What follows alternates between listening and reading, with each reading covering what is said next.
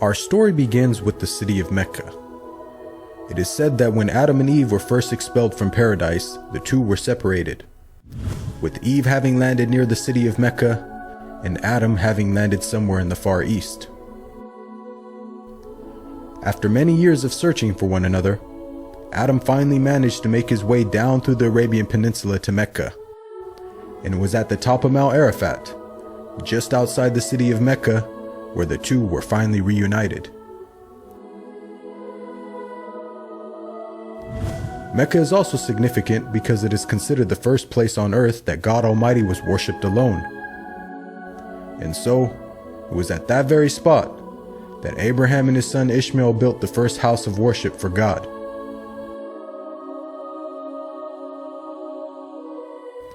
In honor of this, God Almighty had built in the heavens a similar structure for the angels. And it is said that every day, 70,000 angels come to that building to perform their prayers and then leave, intending never to return again.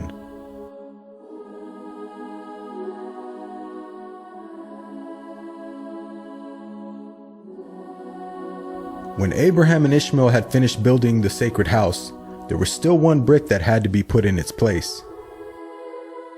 And so, Abraham sent his son Ishmael off to find a unique stone that he could put there. But God Almighty destined that the final stone that was to be laid would not be from the material of this world, but instead a stone directly from the heart of paradise. The angel Gabriel then brought the stone down to Abraham, who proceeded to put it in its proper place. It is said that when the stone first came down, it was a pure white color. But due to the impurities of this world and the sinfulness of man, the stone slowly began to fade and eventually turned black.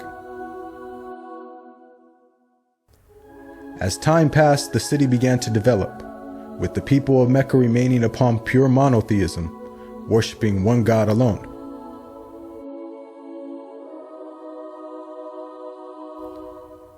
This despite the fact that their neighbors in Egypt, Mesopotamia, and the Levant had been practicing paganism for centuries. But this was all to change when a merchant by the name of Amr ibn Luhay had decided to conduct his business outside of Mecca. Amr then proceeded to journey northwards until he reached the lands of Levant. There, Amr would witness for the first time things like modern architecture, advanced literature, and of course, the practice of paganism. Amr was so impressed by all that he had seen that before leaving, he asked if he could take one of the idols back home with him.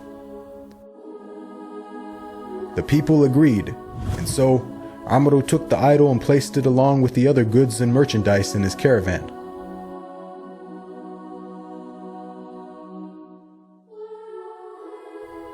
He then set out southwards, back towards the city of Mecca.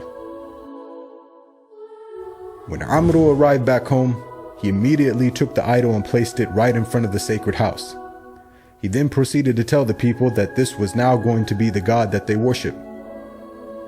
Sadly, this concept faced little, if no resistance.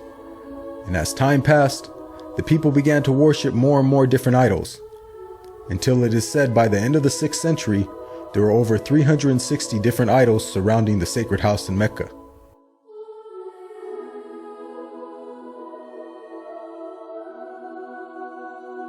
As the years passed and paganism became more prominent throughout the world, the people who still practiced monotheism knew that the coming of a new prophet was close at hand.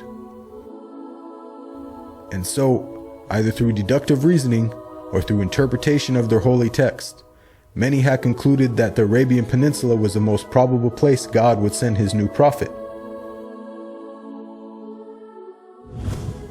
For at the time, the Roman Empire and the Persian Empire had extremely repressive governments and were hostile towards any type of rebellion, be it ideologically or politically.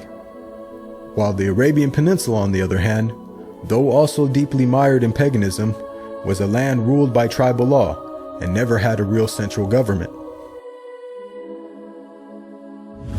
As time went by, it appears that more and more people began to move down to the Arabian Peninsula to await the coming of the next prophet. And so, in the very land in which man first worshipped his Creator, and where Abraham built the first house of worship for God alone, it was there where God had destined his last and final messenger would emerge.